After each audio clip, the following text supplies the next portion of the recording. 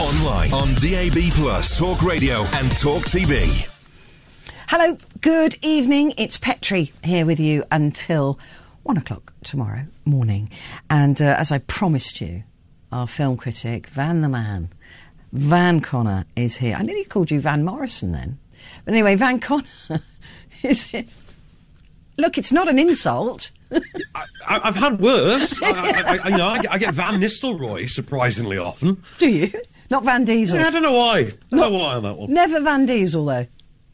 No, thankfully not. Thankfully not on that one. But Van Wilder I get quite often. It's a great name, though, Van. I love it. Right, so, films. Madam Web, the latest Marvel movie flop.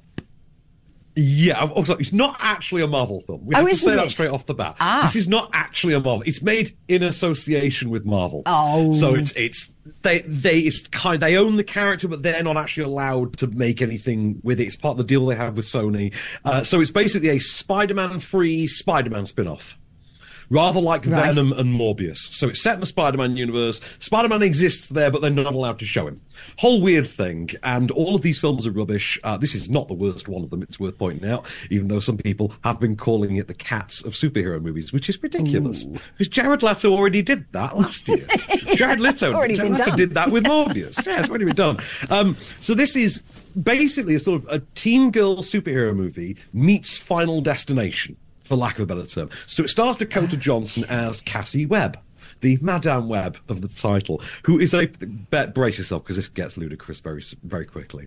She's a paramedic who, after a near-death experience, realises she has psychic powers where she can see a couple of minutes into the future, and this randomly gives her a vision of 3 teenage girls who are being hunted by this Howard assassin. She sets out to try and protect them, all of which seems to tie into her own backstory because her mother was a scientist in the Amazon studying spiders, as the trailer thinks. It's pretty bad. I'll get to the fun of it, but I've got to give you the clip first just to set up just how ludicrous this quickly becomes. A week ago, I spent my life racing against time. I'm gonna help you out today, okay? Trying to save people who were running out of it. Jackie! Until one moment changed everything.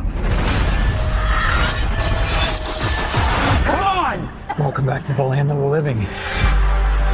I don't understand what's happening. I've been having visions. I knew he was gonna die. I think I'm seeing the future. New York City's a whole new level of crazy these days. What do you want from me? I do love that song, What Do You Want From Me? It's True Detective's theme tune. It's brilliant. Is it actually? I always remember the Leonard Cohen song being the theme song, because I haven't watched True Detective for a few years. Oh, they change it every time because it's brilliant. Actually, the latest one is fantastic. But this film is so bad that the lead actress doesn't want anything to do with it. No, apparently it has come to light through interviews that people have dug up that nearly everybody involved in this film, as you kind of demonstrated at the beginning of this piece, they all thought they were starring in like an Avengers universe MCU movie. They'd either been fibbed to, misled, or had just gotten the wrong end of the stick. And you feel bad for them either way, because this is an absolute disaster. It's not the worst one of these, as I say, because Jared Leto already did that. But this is an absolute shambolic mess. It just runs all over the place, from pillar to post. At one point, it's hyper camp. At another point, it really wants to be a Final Destination movie. And the rest of the time, it's this bizarre Spider-Man prequel that can't resist dropping in all of these nuggets and Spider-Man nods, despite the fact that none of them make any sense. Because if you actually went with this, then the current Spider-Man would have been a fighting Avenger when he was about 12 years old. So it's absolute nonsense. Everybody involved in it is delivering dialogue and acting as if they're in one of the Scary Movie franchise movies. Like it's really exaggerated panto acting, save maybe for Dakota Johnson, who just permanently looks and seems confused all the way through. I mean, there's a line in that clip in which she says, I think I can see the future, and you just sat there. I was listening to that. Well, if clip she thinking, could see the future, she perhaps wouldn't have gone into this movie. Exactly that. If you could see the future, you'd know how badly this was going to go down. Like I say, not the worst of these, because Morbius exists, and this at least has a beginning, middle, and end. But I couldn't put it this way. At one point, a character undergoes a life-defining injury, and I was taking notes through the actual film, and I looked down for 10 seconds, took a note, and this had happened on screen. And it happened so quickly and so offhandedly, and so badly edited, that I didn't even notice until a couple of minutes later when you see the aftermath of it. I'm like, oh, so that happened. Which is really what you'll say about the film. Oh, that happened.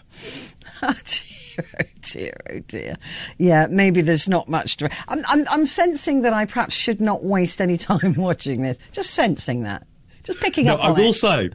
I will say, if you just want to know how hilarious this truly is, apparently the cinematic universe that this belongs to is called the Sony Pictures Universe of Marvel characters, which, if you abbreviate it, is SPUMC. Now, I'm not going to say that on air, because it sounds awfully close to something else that I'm not allowed to say on air. And, yeah. I had to write that down. Yeah. Moving swiftly on. Wicked Little Letters. Yeah, we're keeping it dirty with this one, I think. So this is based on the true story of the Littlehampton Letters, small Sussex seaside. I don't know if you know the story. I hadn't really heard the story, but it's the original poison pen story. From the 1920s, a small Sussex seaside town was besieged by trolling via mail, effectively. Like 80 years before Twitter existed, somebody invented trolling. And they were doing this through the post and just sending these very crudely written, but also, remember the times, like nincompoop was a curse word and things like that back then.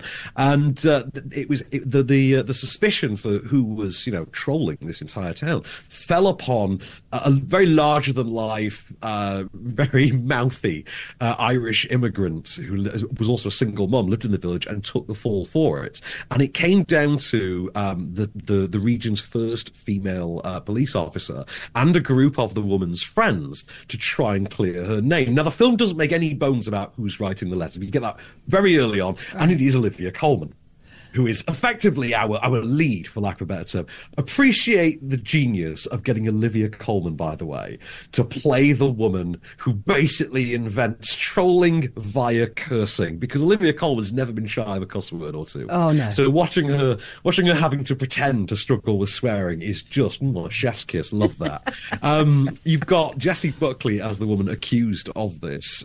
You've got Joanna Scanlon stealing the show as well, and Timothy Spall. Oh, we love a bit of Timothy Spall. We love old Tim, we do. And he's Olivia Colman's dad, a very overbearing, very Christian dad. I was like, really fun. Think of it, if you will, sort of halfway between The King's Speech and Call the Midwife, or Call the Bleeping Midwife in this case. I've got a clip for you to try and set the tone. The mystery of the obscene Littlehampton Letters is causing widespread distress across the nation. Edith Swan takes it up the and she loves it more than Christmas Day. Only words, Mother. She sucks 10 a week, minimum. Holy heavens. In the end, I think it's just jealousy. Rose Gooding, you are writing these wicked little letters to Edith Swan. Why would I send a letter when I can just say it? I'll get you in the balls, sir! She's heinous. You want in the nose, you old beetle. Beetle? Right. That sounds great, actually. That sounds brilliant. What a cast as well. Oh, yeah, definitely. It's not going to reinvent the wheel or anything like that. It is what it is, but it's a good story. I would, slightly chisel down onto, in the same way that the swearing in The King's Speech was kind of the high point of that movie and the fun of it. This is very much going down the same route. But it's all about that cast. As you say, it's a great cast. It's an interesting story. I didn't know the story often. I think I'd heard of it in passing, but didn't really know the specifics. And actually, I went and looked into it after. I actually read a few articles on the actual true events after. And it's actually fairly accurately done story as well. But the big appeal here is that cast, and Olivia Colman's never not great value. I mean seriously. Yeah, I mean Olivia Colman can basically just jog in place now for the next 40 she could years, probably she's automatically Judi Dench. Yeah, she could probably have been in Madam Web and made it good. She probably could. I don't think Olivia Colman. Not even Olivia Colman could have done that. Not even Olivia Colman. No. Judi Dench wouldn't save that. You know what I mean? Okay, nobody could. Nicolas Cage. I thought he was retiring. Nicolas Cage in talks to star in the live action Into the Spider-Verse another spin-off. Right, okay. So, really? I thought Nick Cage was giving it all up.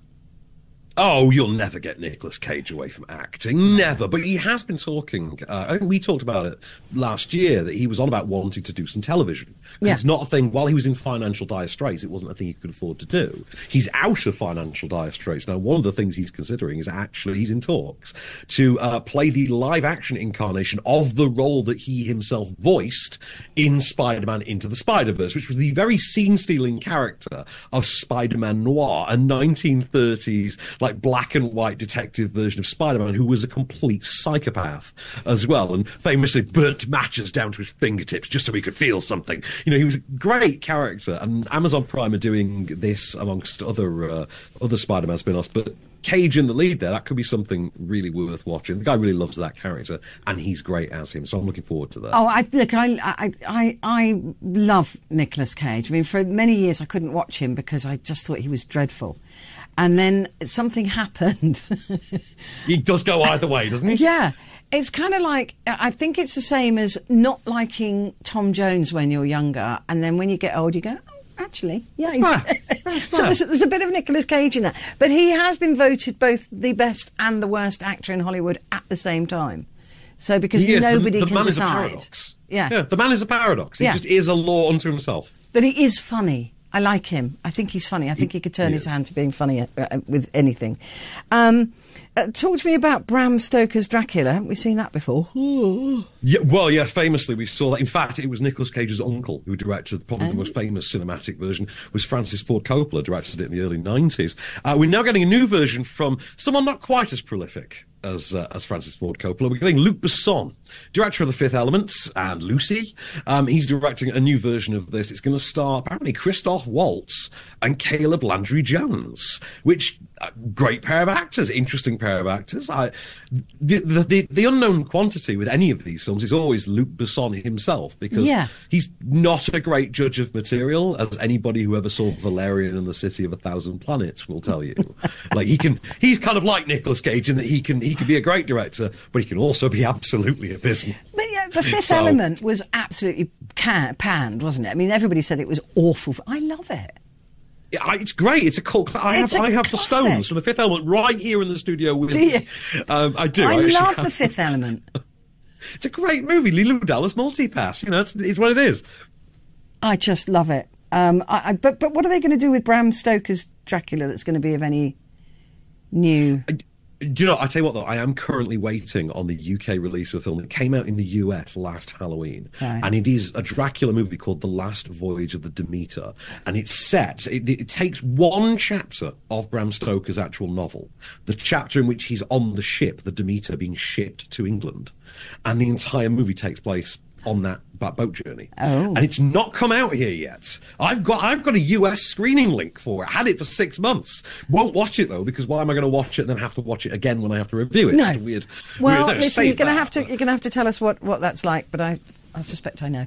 Van Connor, you're in the studio with me next Monday. Looking forward to it very much. I shall see you then. Right, for you lot, stay where you are, because Laurie Laird is in the studio next.